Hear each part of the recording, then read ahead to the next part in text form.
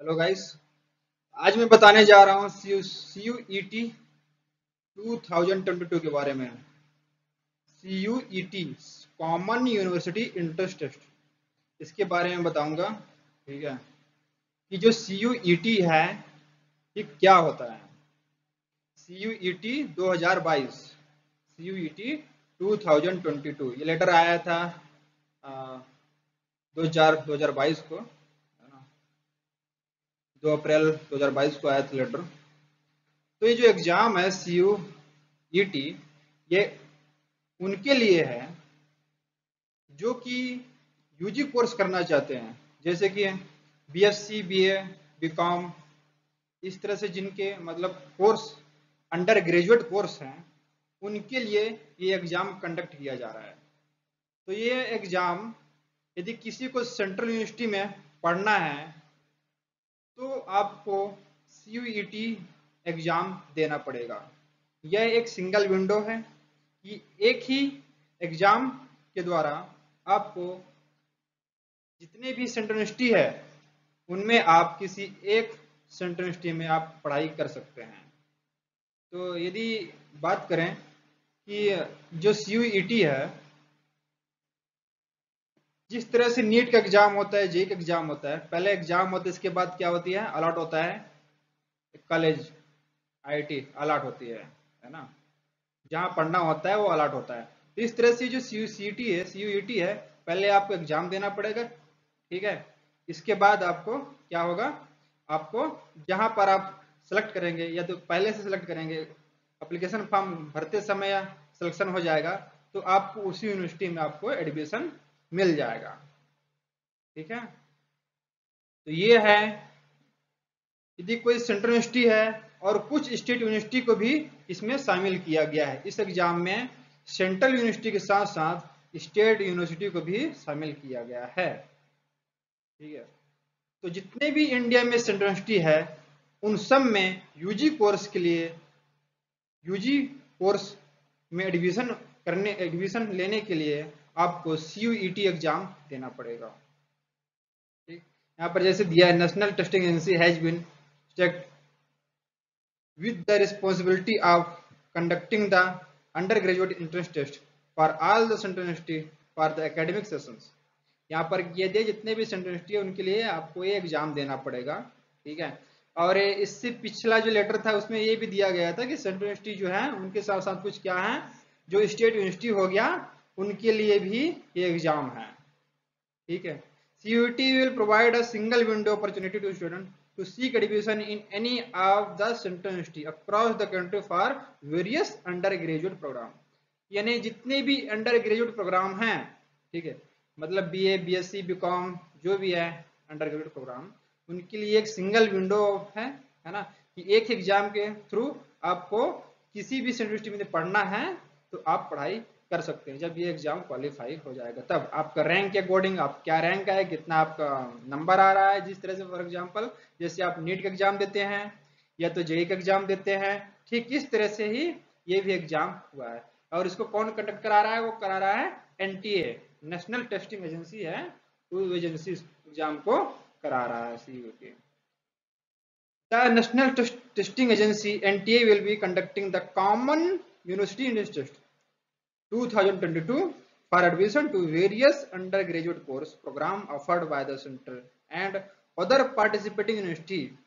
इसमें यहाँ लिखा भी है कि सेंटर के अलावा, सेंट्रल यूनिवर्सिटी के अलावा other participating university, for example जैसे TABB है, देवीएल, या जो यूनिवर्सिटी है इंदौर में ना, वो इंदौर वो वाला यूनिवर्सिटी हो गया। ऐसे कुछ यूनिवर्सिटी है जो कि इसमें पार्टिसिपेट कर रहे हैं।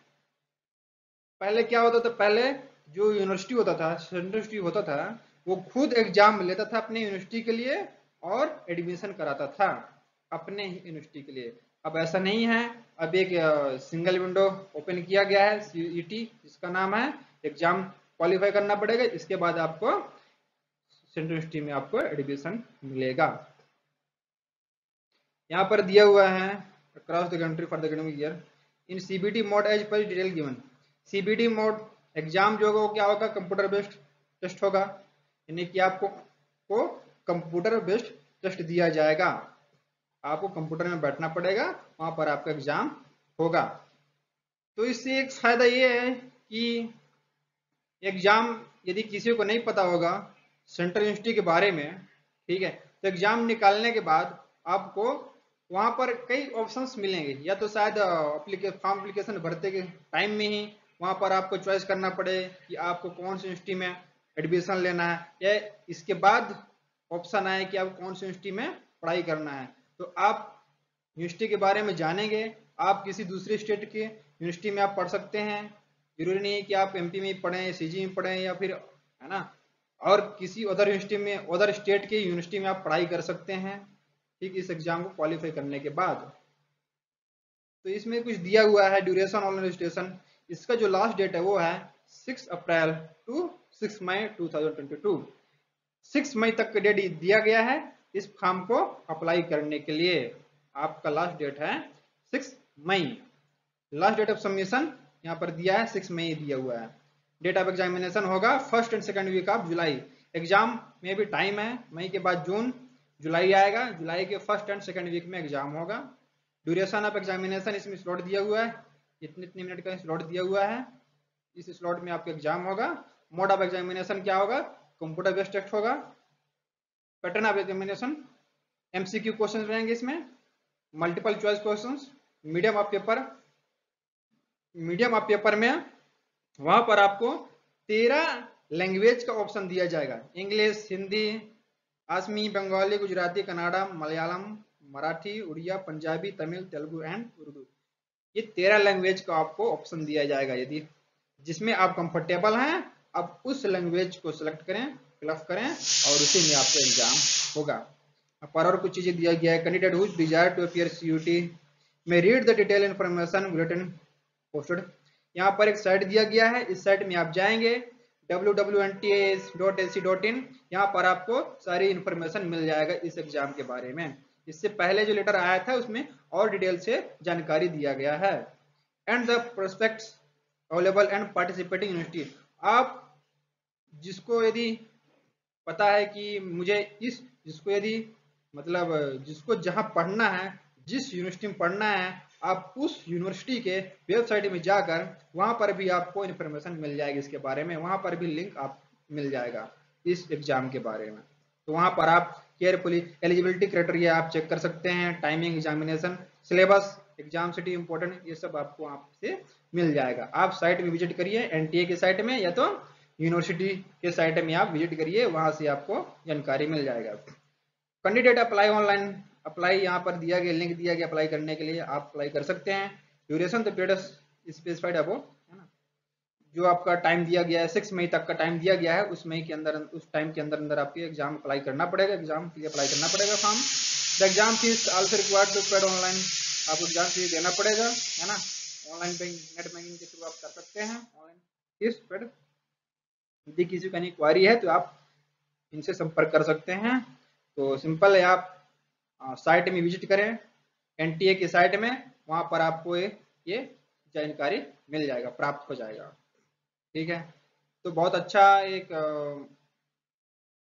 ये एनटीए के द्वारा किया जा रहा है कि बहुत अच्छा एग्जाम है कि इस एग्जाम को क्वालिफाई करने के बाद आपके पास कई यूनिवर्सिटियों के ऑप्शन रहेंगे, आपको जहां चाहिए वहां आप पढ़ाई कर सकते हैं।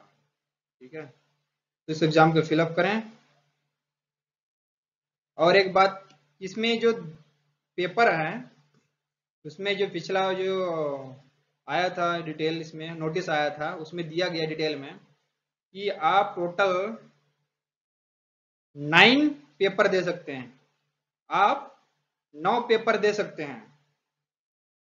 आपके लिए वहां पर चॉइस है, 9 पेपर आप दे सकते हैं। मैंने वहां पर देखा है कि आप 9 पेपर के लिए अप्लाई कर सकते हैं। 9 पेपर का मतलब ये है कि आप 9 टेस्ट दे सकते हैं।